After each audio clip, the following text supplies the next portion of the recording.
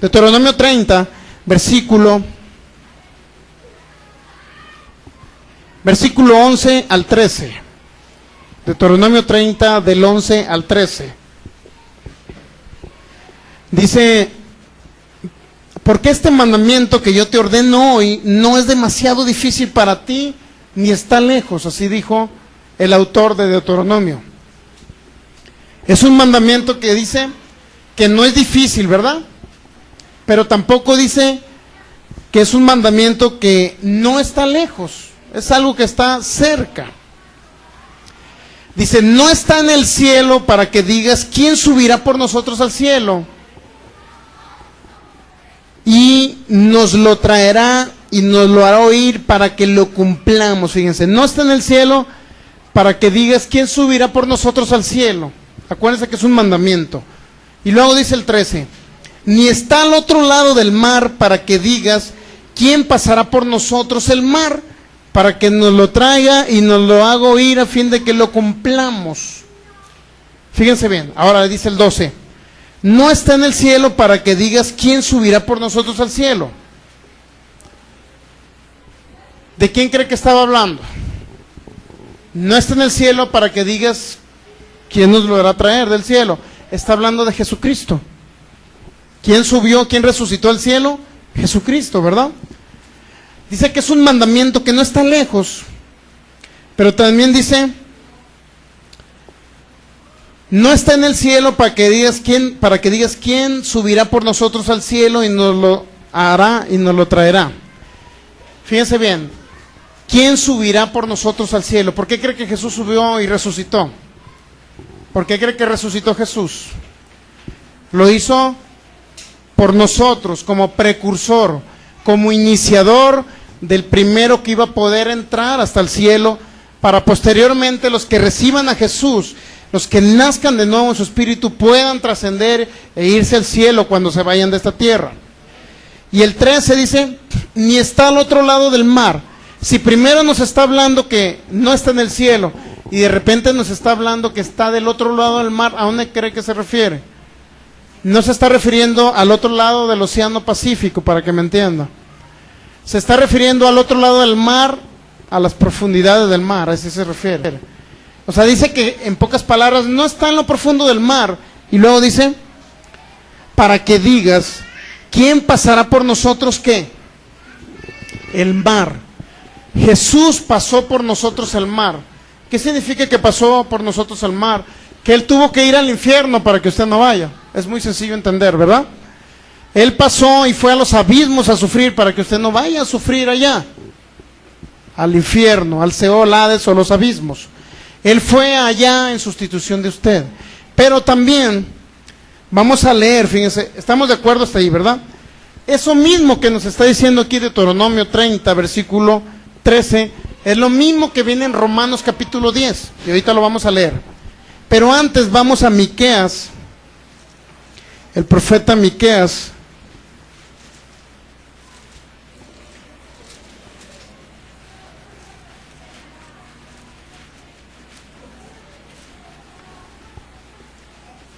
Miqueas, capítulo 7, versículo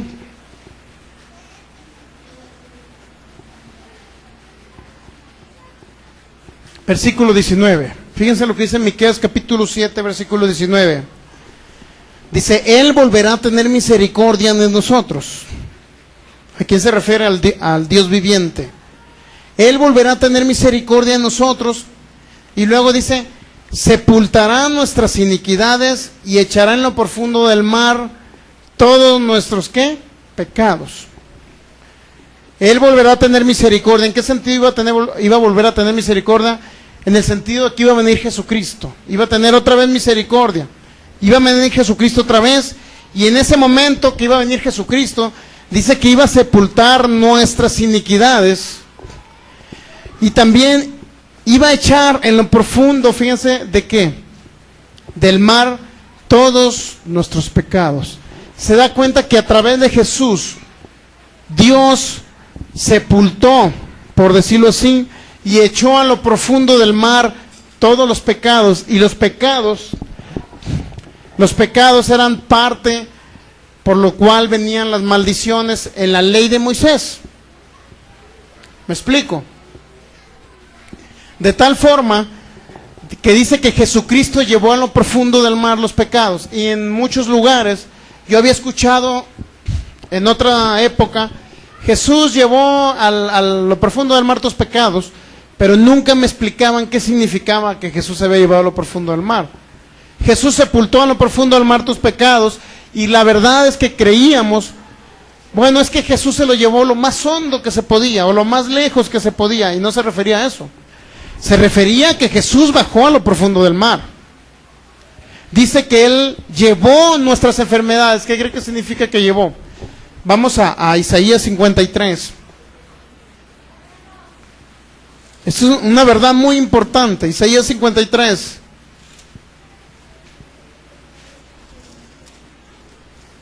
Isaías 53, versículo 4.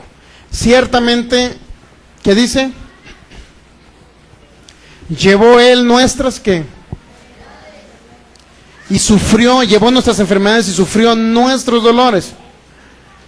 Le tuvimos por azotado, por herido, Dios y abatido, porque mas Él herido fue por nuestras rebeliones, molido por nuestros pecados, el castigo de nuestra paz fue sobre Él, y por su llaga fuimos nosotros curados. Pero fíjese, el versículo 4 dice que llevó Él, ¿qué?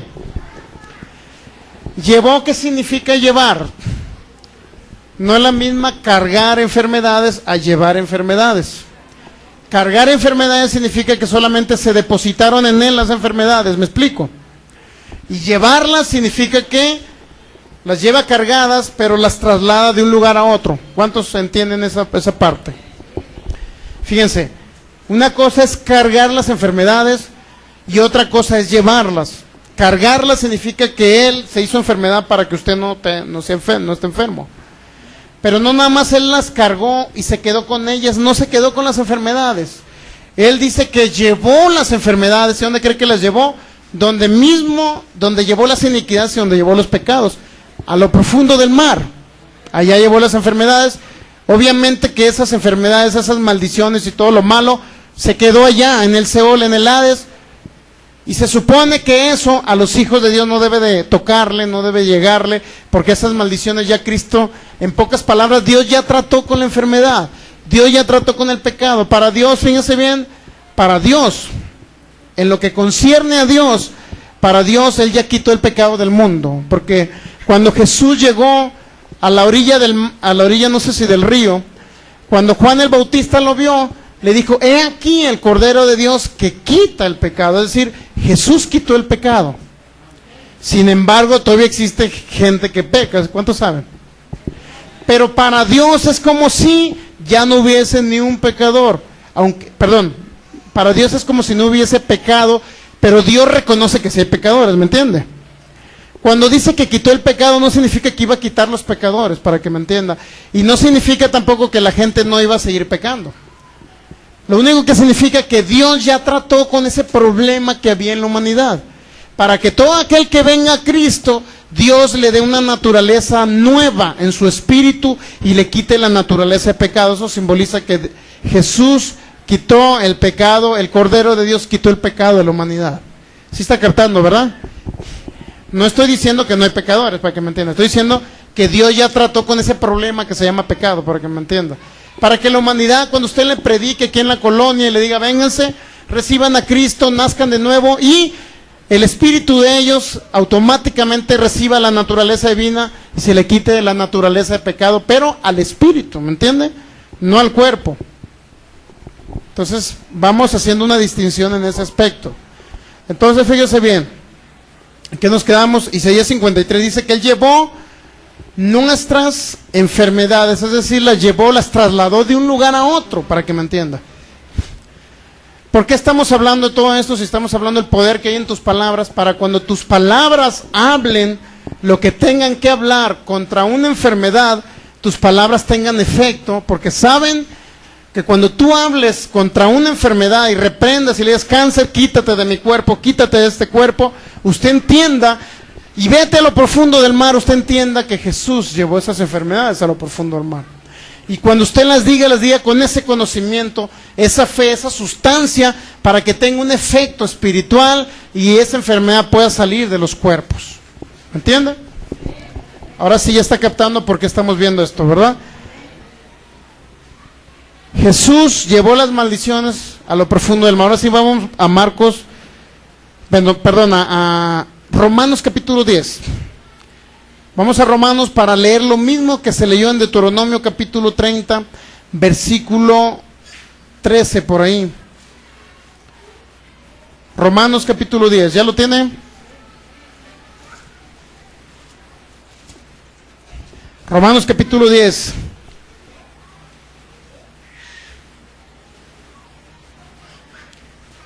Dice así, versículo 6. Dice, hablando de las dos justicias, versículo 5 nos habla de la justicia que es por la ley. Dice, porque la justicia que es por la ley de Moisés, o por la ley, dice, Moisés escribe así, la justicia que es por la ley, refiriéndose a la ley de Moisés. Moisés escribe así, dice, el hombre que haga estas cosas vivirá por ellas. ¿Qué significa la justicia? Significa que los seres humanos que vivieron en esa ley, los israelitas, ellos decían, bueno, yo soy justo, soy salvo, me voy a ir al cielo por lo que dice aquí, por hacer cosas, es decir, por portarme bien, me voy a ir al cielo porque ayudé a una ancianita a cruzar la calle, me voy a ir al cielo porque ayuné, me voy a ir al cielo porque diezmo, me voy a ir al cielo porque hago obras buenas, ayudo a los pobres, a los necesitados. Eso no lo lleva al cielo usted. Esa es la justicia que es por la ley. Ellos creían que se iban al cielo porque hacían obras buenas. Pero la justicia que es por la fe, fíjense lo que dice. Versículo 6. Pero la justicia, es decir, la salvación, que es por la fe, dice así. No digas en tu corazón, ¿quién subirá al cielo? Esto es para traer abajo a Cristo. No digas en tu corazón, ¿quién subirá al cielo? Está hablando en futuro. O sea, nadie en la humanidad podrá decir que Jesucristo nunca vino. Eso es lo que quiere decir. Es decir, a ver, ¿en qué momento? Como los judíos que están esperando al Mesías. Sí saben que los judíos están esperando a Jesús, ¿verdad? Al Mesías, al Salvador. Los judíos están diciendo, a ver, ¿en qué momento va a venir ese gran Mesías que va a subir al cielo por nosotros y va a resucitar? ¿En qué momento va a venir? Espérame. Judíos, Jesús ya vino hace más de 2000 años. Ese es el mensaje para ellos.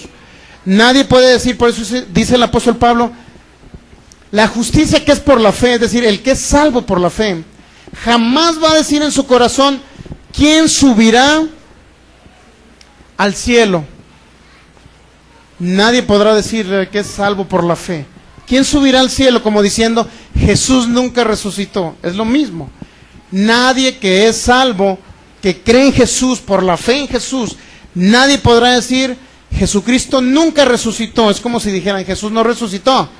¿Sí sabe que por ahí hay unos que se denominan cristianos que creen que Jesús no resucitó? Que dicen que Él quedó en una tumba.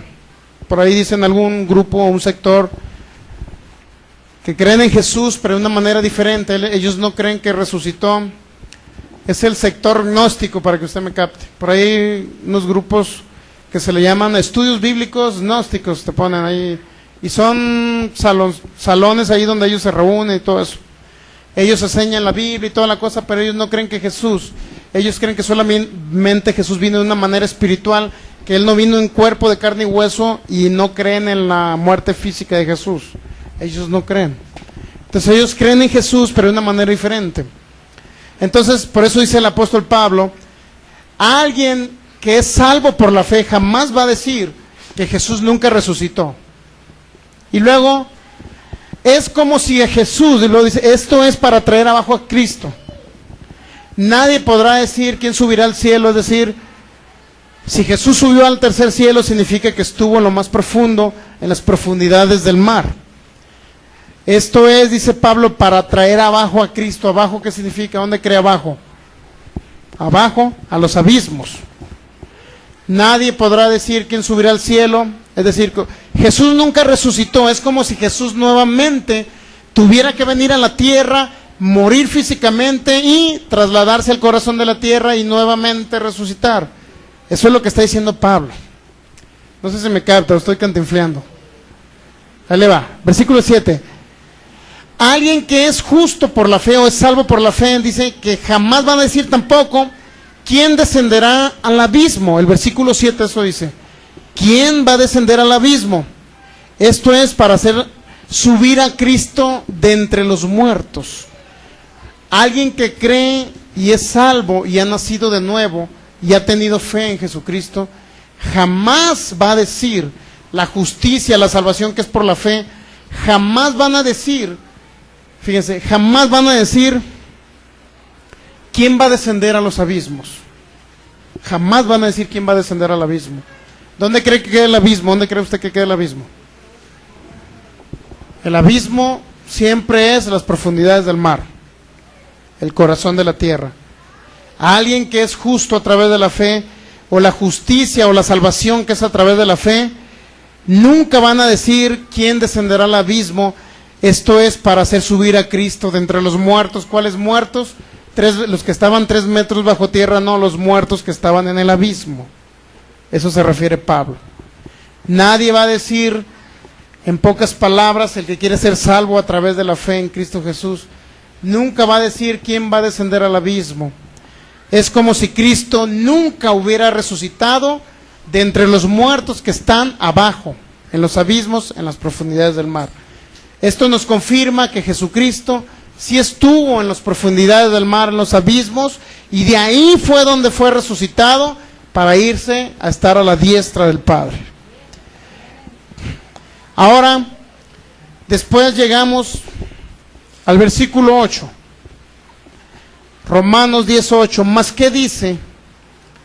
Cerca de ti está la palabra en tu boca y en tu corazón. Es lo mismo que leímos en Deuteronomio 30, ¿recuerdan? ¿Más qué dice? Cerca de ti está la palabra en tu boca y está en donde más. Y luego dice el apóstol Pablo, esta es la palabra de fe que predicamos. ¿Por qué cree que nos denominamos palabra de fe o nos hacemos llamar palabra de fe? Porque creemos, fíjense, lo que dice Romanos capítulo 10, versículo 8, que cerca de ti está la palabra.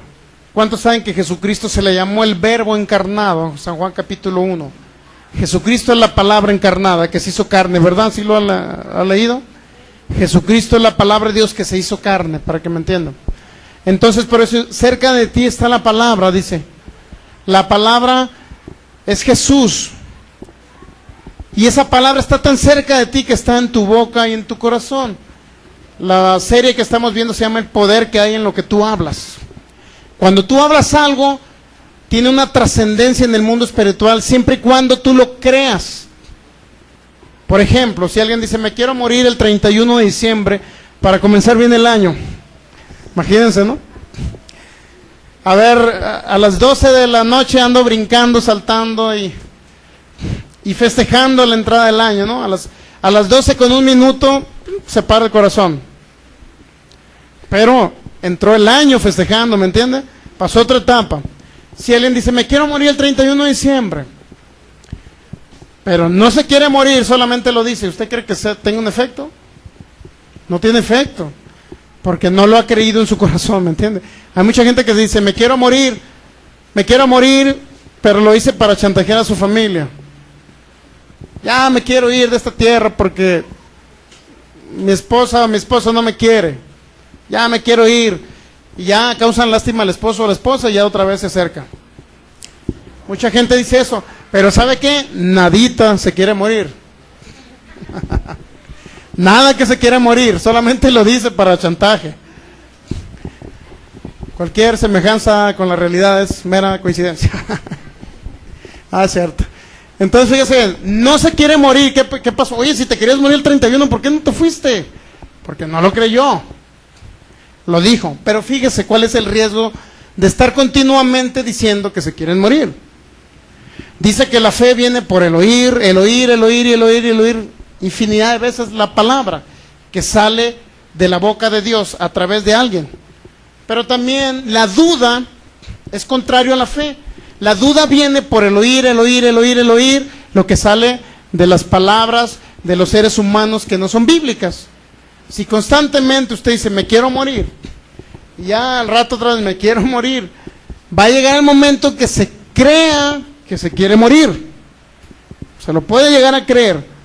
Por ahí decía una persona que, no recuerdo, un autor por ahí dijo que una verdad dicha 1000 veces, más bien una mentira repetida o dicha 1000 veces se convierte en una verdad. Es decir, algo que no es, se puede convertir en una realidad, porque alguien se lo puede llegar a creer por el solo hecho de estarlo oyendo. ¿Me explico? Si usted dice, me quiero morir, y todos los días está con el mismo rollo, pues va a llegar a su mente, y su mente se lo va a llevar a su corazón, y va a llegar el momento que realmente se quiere morir. Puede llegar a suceder. Pero mucha gente dice, me quiero morir, y no se muere, es porque no lo han creído en su corazón. ¿Estamos de acuerdo hasta ahí, verdad? Así igual. Muchos dicen, Señor, quiero un trabajo, pero no lo creen en su corazón. ¿Qué cree que pasa? Y eso me ha pasado a mí. Señor, quiero un trabajo, y no sucede nada. Señor, quiero un trabajo. No, necesito creerlo. O sea, me detengo. Debemos de detenernos a pensar, necesito creerlo. ¿Me explico? Y ya comienzo a adorar al Espíritu Santo, a adorar al Señor. Yo necesito eso, traérmelo, esa sustancia a mi corazón, para que esa plena convicción a través del Espíritu Santo y su palabra puedan hacer esa obra en mi corazón. Entonces, también a los pastores les falla, está en la palabra. No creo que somos los infalibles y los superperfectos, cada vez que hablamos sucede, ¿no? Entonces, en ese proceso estamos aprendiendo aún más. ¿Para qué? ¿Por qué cree que di esta serie? Esta serie le di para mí, para quererme más cosas y que me sucedan cosas buenas, ¿me entiende? Así es que para eso es esta serie, para que lo que yo diga me sea hecho. Yo quiero que lo que yo diga me sea hecho, ¿me entiende? Porque hay cosas que yo he dicho y no me han sido hechas. Por eso yo también estoy aprendiendo de aquí. Entonces es importante entender esto. Es importante entender esos principios, que Jesús llevó todas las maldiciones. Dijo el apóstol Pablo, no digas que alguien, ¿quién va a resucitar por ti? Espérate, ya Jesús resucitó. No digas quién resucitó, no digas quién descendió a los abismos, no digas que quién va a descender por ti a los abismos si alguien ya descendió por ti, si alguien ya llevó las maldiciones, las cosas malas, las enfermedades, los problemas, la ruina financiera, los pecados, alguien ya los llevó a lo profundo del mar. No digas quién los va a llevar si alguien ya los llevó, llamado Jesucristo. No digas. Romanos capítulo 10, versículo 8. Mas ¿qué dice? Cerca de ti está la palabra en tu boca y en tu corazón. ¿Dónde está la palabra que vas a lanzar? Está no nada más en tu boca, estamos de acuerdo, ¿verdad? Porque puedo decir yo muchas cosas. Declaro una residencia, un ejemplo, ¿no? Declaro una residencia, el mejor lugar de Guadalajara, ¿cuál es? Declaro una residencia en Puerta de Hierro de 5 millones de pesos, un ejemplo, ¿no? Y lo estoy diciendo, pero si no me lo creo, va a tardar en llegar, o a lo mejor nunca llega, yo creo, ¿eh? Entonces es importante que lo que hablemos lleve un respaldo, una sustancia que se llama fe. Es importante entender esto. Por eso dice, cerca de ti está la palabra. O sea, en tu vida está el poder crear algo para ahorita y para el futuro. Está en tu vida. Está en tu boca y está en tu corazón el poder hacer cosas creativas. Fíjense, cosas creativas me refiero a que Dios se va a manifestar. No es que ustedes tienen poder creativo como Dios. ¿Me entienden? No me refiero a eso. Sino que cuando usted habla, en pocas palabras, Dios comienza a moverse a través de la fe de los creyentes. Dios comienza a hacer milagros porque usted empieza a creerle a Dios. Entonces comienzan a suceder cosas. Por eso dice, cerca está la palabra en tu boca y en tu corazón. Cuando tú hablas la palabra de fe, la palabra de Dios, dice por ahí que todo lo que tú digas te será hecho, dice o no, dijo Jesús. Todo lo que tú digas te será hecho, dijo Jesús. El problema, que no te dijo cuándo. ¿Se dan cuenta que no puso fechas? Romanos capítulo 10, versículo 9. Aquí viene el primer milagro que hace Dios. que es fácil de que cualquiera crea en esto. Romanos 10, versículo 9, ya vamos a terminar. Que si confesares con tu boca que Jesús es el Señor y creyeres en tu corazón que Dios lo levantó de los muertos, serás ¿qué? Salvo. Es el primer milagro. Si confiesas con tu boca que Jesús es el Señor y crees, fíjense, ahí van los dos requisitos: confesar con tu boca y creer en tu corazón que Dios lo levantó de los muertos. ¿Cuáles muertos? Los que estaban en el abismo. Entonces serás ¿qué? Pero también lo mismo sucede con la enfermedad. Si tú confiesas que Jesucristo es el sanador y crees en tu corazón que Jesús mismo llevó las enfermedades a los abismos, y no nada más eso, sino que le hablas a la montaña, a la enfermedad, créelo que es más eficaz que se vaya la enfermedad instantáneamente a que dure más tiempo, porque estás creyendo que Jesús la llevó, y segundo, estás creyendo que lo que tú digas te iba a ser hecho. Entonces dice que si confesares con tu boca que Jesús es el Señor, ¿confesar con qué? Hablar con tu boca significa confesar la misma, hablar. Confesar no es que usted vaya con el curita, vengo a confesarme y decirte que la regué el día de ayer, cometí tal pecado, empecé a hablar mal de mi familia, de mi mamá, de mi tía, etcétera. Eso no significa confesar, o es parte de ello. Pues confesar significa hablar, simple y sencillamente. Confesar significa algo que declaras con tu boca. Eso significa confesar, para que me entienda. Entonces, fíjese bien, eso significa confesar, que si tú confiesas con tu boca, ¿con qué se confiesa? Con la boca. Que Jesús es el Señor, pero además no te dice que nada más confieses o que lo hables, sino que lo creas. ¿Estamos de acuerdo, ah? Y creyeres en tu corazón que Dios lo levantó de los muertos, entonces eres salvo. Ahí se complementa el milagro. Si alguien, por ejemplo, para que usted sea salvo, para que usted crea que nació de nuevo, ¿cómo cree que fue? Usted creyó en su corazón, en el sacrificio de Jesús. Usted creyó que Jesús pagó el precio por usted, que derramó su sangre. Usted creyó que Jesús es el Señor, Dios manifestado en carne. Usted creyó eso, pero no nada más lo creyó, sino que, por decirlo así, pasó al frente a decir: Jesús, yo te declaro el Señor de mi vida, permito que entres a mi corazón, yo creo que fuiste levantado entre los muertos. Entonces instantáneamente se da un milagro que se llama la salvación, el nuevo nacimiento espiritual. Pero fíjense, todo redunda en creer y hablar, creer y hablar. De tal manera que algunos cristianos inclusive no creen en el poder de lo que tú hablas, no creen en el poder de la confesión, no creen eso ellos. Cuando el mismo Dios dice que para que tú seas salvo, tienes que creer y tienes que hablarlo, ¿sí o no?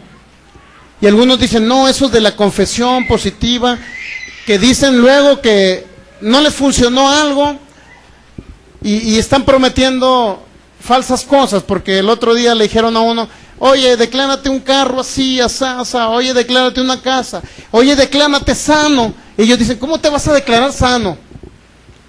¿Cómo te vas a declarar sano si la realidad es otra? Dicen ellos. Estoy hablando de cristianos, cristianos. Oye, ¿cómo te vas a declarar sano? ¿Cómo vas a confesar que eres sano a través de la llaga de Jesús? Sí, tu realidad es que estás enfermo. Es más, la enfermedad te es imagen de Dios. ¿Cómo te vas a declarar sano? Es mentira eso de la confesión. Pero si Cristo mismo, a través del apóstol Pablo, nos está diciendo que si confiesas con qué, pues ni modo que confieses con otra cosa, ¿verdad? ¿Por qué no creen ellos en la confesión si aquí mismo te lo está diciendo? Que tú confiesas con tu boca lo que tú crees, me explico. Y ellos dicen, no, te hacen falsas ilusiones, porque si tú confiesas y no sucede, significa que nunca, que no es verdad eso que viene en la Biblia. Espérame, si tú lo confiesas, y hay que ser claros y redundar en esto, si tú confiesas algo, lo declaras, llama las cosas que no son como si fuesen, como dice ahí en... Dios dice que llama las cosas que no son como si ya fuesen. Significa eso que si a alguien no le funciona, no significa que la Biblia falló, ¿me entiende? Significa que no tuvo la fe suficiente para que se manifestara en el tiempo correcto que se deben manifestar las cosas. A lo mejor dice, es que yo declaré un bochito, o declaré una bicicleta, hermano, y resulta que la bicicleta, tengo un año y no me ha llegado. Bueno, te falta más tiempo, creer, para que te llegue la bicicleta. Es que yo tengo 2 años y no recibí el bochito que, bueno, no sé cómo le llaman acá los Volkswagen, sí, son bochitos. Bueno, declaré un bochito y tengo 2 años y no me llegó, hermano, pues te falta todavía fe para que logres que te llegue lo que ya declaraste. La fe no te alcanza lo que tú hablas. Es como cuando alguien, fíjense, le voy a poner este simple ejemplo, cómo trabaja el poder de lo que hablamos. Está como alguien que dice, bueno, tengo en mi cuenta bancaria 10,000 pesos. Me dieron una chequera y tengo que emitir cheques. Di un cheque por 5,000, di otro cheque por 3,000, son 8,000 pesos y todavía me quedan 2. Pero esos 2,000 pesos, voy a dar un cheque por 10,000. ¿Ustedes creen que se pueda cobrar ese cheque 10,000? Por supuesto que no, porque usted no tiene en la cuenta bancaria esos 10,000, solamente tiene 2. ¿Verdad que no sucedió que pudieran cobrar el cheque? Lo mismo sucede con la fe. ¿Qué cree que pasa con la fe? Si usted dice, voy a declarar una casa en Beverly Hills, un ejemplo, ¿no? En Estados Unidos, y solamente su fe le alcanza para una casa en un fraccionamiento de Infonavit, pues declare primero la casa del fraccionamiento Infonavit, y cuando usted ya tenga a lo mejor 5, 10 o 15 o 20 o 30 años, declare la casa en Beverly Hills. ¿Me entiende cómo le estoy diciendo? ¿Por qué? Porque su fe no le alcanza para tener una casa allá, pero sí le puede alcanzar su fe para tener a lo mejor una casa aquí. Pero esa casa al rato la vende, o inclusive usted tiene la finanza suficiente para que compre otra más grande, y al rato otra más grande, al rato que pueda comprar lo que usted quiera. ¿Me entiende? Pero nadie puede emitir un cheque si no tiene fondos. Nadie puede declarar algo si no tiene esa fe para recibir eso. Usted lo puede declarar, pero debe estar en la plena convicción de que eso, por ejemplo, es lo que le digo, voy a declarar una casa allá en, vamos a hablar de carros, ¿qué les parece? Voy a declarar un Rolls Royce, pero ahorita su fe le alcanza a lo mejor para un bochito, para un Nissan, un Datsun, un ejemplo, ¿no? Entonces, usted puede declarar el Rolls Royce, pero debe estar plenamente convencido que a lo mejor no le va a llegar en 1, 2 o 3 años. Y también declara el bochito para que ese sí le llegue en 2 o 3 años. Y el Rolls Royce a lo mejor le va a llegar en 10, 15 años. ¿Me entiende cómo le estoy diciendo? De tal manera que si usted declara algo, entienda que el tiempo de Dios depende de la fe que usted tiene para que se manifieste. El tiempo de Dios depende de la fe de usted para que se manifieste. No depende de Dios. Porque luego muchos se desesperan y dicen, bueno, declaré un BMW. Y tengo 3 años, hermano, y no me he llegado. Ah, entonces, esto es mentira, le dice la gente. Esos son los que nos critican a los de la confesión positiva, porque ellos dicen que somos de la confesión. Ellos dicen que todo lo que tú digas no te es hecho, te dicen ellos. Entonces ellos te dicen, entonces te están mintiendo, porque si tú declaraste un BMW y en 3 años, oye, tienes 3 años ahí con el hermano Sergio allá, a lo mejor el hermano Sergio te está mintiendo porque en 3 años no ha recibido el BMW. Pues sí, pero es importante entender que el BMW no era para que lo recibieras en 3 años, sino para en 10 años. ¿Estamos de acuerdo? Eso es lo que la Biblia registra. Porque muchos se desesperan y dicen, mira, la Biblia no funciona por esto. Lo que pasa es que usted no se esperó el tiempo necesario para recibir lo que Dios tiene para usted. Así es que la Biblia trabaja a través de ello. Por último, terminamos con Marcos 11:23. Dice, porque de cierto os digo que cualquiera que dijera este monte, quítate y échate en el mar, y no dudar en su corazón, sino creyere que será hecho lo que dice, dijo Jesucristo, lo que diga, le será hecho. Pero Jesús nunca estableció tiempo, ¿se dieron cuenta? Nunca te dijo que todo lo que tú digas te será hecho en 6 meses. Nunca dijo Jesús, todo lo que tú digas te será hecho en 1 año. Nunca dijo Jesús, todo lo que tú digas te será hecho en 3, en 5 años. ¿Se da cuenta que no puso fechas Jesús? ¿Por qué cree que no puso fechas? Porque el tiempo lo determina el creyente, la fe del creyente, no lo determina Dios. Por eso Jesús dijo, todo lo que tú digas te será hecho. Amén. Muy bien. Así es que vamos, ¿están listos para declarar cosas? Pero capte ese asunto. Usted diga, yo declaro, recibo y creo que tal cosa es mía. Yo creo, recibo y creo que tal cosa es mía. Pero la ilusión de cuándo lo va a recibir usted depende de su fe.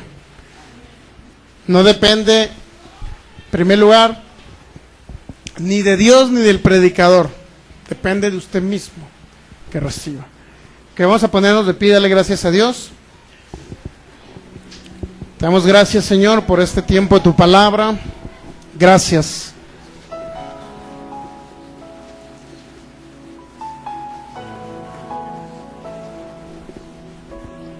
Gracias, Padre, porque eres fiel. Gracias, Jesús, porque tú dijiste en tu palabra, Señor, que lo que digamos no será hecho. Cualquiera que dijera ese monte, quítate y échate en el mar, y no dudare en su corazón, sino creyere que será hecho lo que dice, tú lo dijiste, Señor, que lo que digamos será hecho. Y en esta tarde, mi Dios, y en esta tarde, Señor, estamos creyendo, Señor, que a través de tu palabra nos da la sustancia, la fe suficiente para comenzar a hablar cosas y que en el mundo espiritual comiencen a suceder milagros, comiencen a suceder cosas a través del poder de tu palabra, a través de ángeles ministradores, a través de todo el mundo espiritual a nuestro favor, mi Dios. Creemos lo que tu palabra dice, creemos que tú eres fiel a tus promesas y siempre dices sí a todo lo que ya nos diste, Jesús. Gracias te doy, mi Dios, gracias por tu amor y tu fidelidad. Gracias, en el nombre de Jesucristo. Ahora mismo, fíjense bien, usted mismo comience a hablar con sus propias palabras lo que usted anhela de acuerdo a su fe de aquí a 6 meses. De aquí a un mes, vamos a poner, de aquí a 6 meses, un mes, 6 meses, un año, 3 años y 5 años. Lo que usted anhele de aquí a un mes, de acuerdo a la sustancia de su fe, a la capacidad o el poder de su fe, usted lo puede hablar en este momento. Decláralo ahí donde está. Hable, no sé si quiere un trabajo, Señor. Yo declaro un trabajo con estas características, Señor, con este sueldo, de acuerdo a mi fe ahora mismo. Yo creo que tú comienzas a operar en el mundo espiritual, en ángeles ministradores, ocasionando que ese trabajo o esa empresa o ese negocio se ocasione, comience a surtir efectos a partir de un mes, en el nombre de Jesús. Si usted pidió una empresa transnacional, eso era para después de los 5 años, ¿no? Si pidió un negocio, de acuerdo al nivel de su fe ahorita, si tiene 2 años en palabra de fe, pues pida algo de acuerdo al nivel de fe de aquí a un mes. Ahora vamos a declarar de aquí a 3 meses. ¿A cuánto dije 3 meses, verdad? Cuando de aquí a 6 meses, vamos a declarar lo que usted quiere de aquí a 6 meses. Obviamente aquí a 6 meses va a tener más fe. Obviamente aquí a 6 meses va a haber más cosas que se van a manifestar. En el nombre de Jesús yo declaro, en el nombre de Jesús ahora mismo, un aumento de sueldo o un trabajo con estas características en el nombre de Jesús. Lo declaro, lo recibo ahora mismo en el nombre de Jesús. Y yo creo que ángeles ministradores, a través del poder del Espíritu Santo, comienzan a operar en el mundo espiritual para darme eso que yo en este momento estoy declarando y estoy recibiendo de aquí a 6 meses. Ahora vamos a hacer una declaración de aquí a 3 años. En el nombre de Jesús yo ahora declaro, por el poder de tu palabra, de aquí a 3 años yo tengo no nada más un trabajo, sino un puesto aún más grande. De aquí a 3 años yo no nada más tengo mi empresa que hice, que creé, sino esa empresa tiene una multiplicación incrementada, aumentada, multiplicada de ingresos, donde tengo a lo mejor otras sucursales. De esa manera yo le estoy dando una idea de lo que usted puede declarar. Si usted tiene un negocio ahorita, declare que abre otra sucursal en otro lugar. Si usted tiene un trabajo ahorita, declare que para de aquí a 3 años usted tiene un sueldo, a lo mejor que dobla lo que tiene ahorita, o que dobla lo que va a recibir de aquí a 3 meses. Por último, de aquí a 5 años, en el nombre de Jesús, de aquí a 5 años yo declaro, en primer lugar, que tengo una abundancia de todas las cosas. De aquí a 5 años yo declaro en el nombre de Jesús que soy un empresario de éxito, no nada más con una empresa, sino con varias, con empresas fluyentes, con empresas que tienen ingresos extraordinarios. En el nombre de Jesús, de aquí a 5 años, a lo mejor otros podrán declarar, yo tengo un trabajo con estas características y con tanto ingreso. Declárelo de aquí a 5 años. Acuérdese que ahorita aún tiene un nivel de fe, de aquí a 5 años va a tener otro nivel de fe. Si ahorita usted está declarando algo de 15,000 pesos, un sueldo de 15 mensuales, de 20 mensuales, no va a ser el mismo que va a tener de aquí a 1 año. A lo mejor de aquí a 1 año ya va a tener uno más arriba. De aquí a 5 años a lo mejor usted va a tener un sueldo no nada más de 15, de 10, sino lo va a tener a lo mejor ya de 30, 40, 50. Ya que lo declare, diga, lo recibo en el nombre de Jesús. Lo recibo en el nombre de Jesús. Lo recibo en el nombre de Jesús. Gracias, Dios, por esos milagros que tú me vas a hacer en cada uno de los tiempos que acabo de determinar. A través de tu palabra yo creo que funciona, porque tu palabra es fiel, viva y eficaz, y más cortante que una espada de 2 filos. En el nombre de Jesús, gracias, mi Dios, por las bendiciones que tienes para mi vida. Amén. Ahora vamos a orar por si alguien trae una necesidad física, una enfermedad, dolencia. Si a alguien le duele algo, o trae una enfermedad X,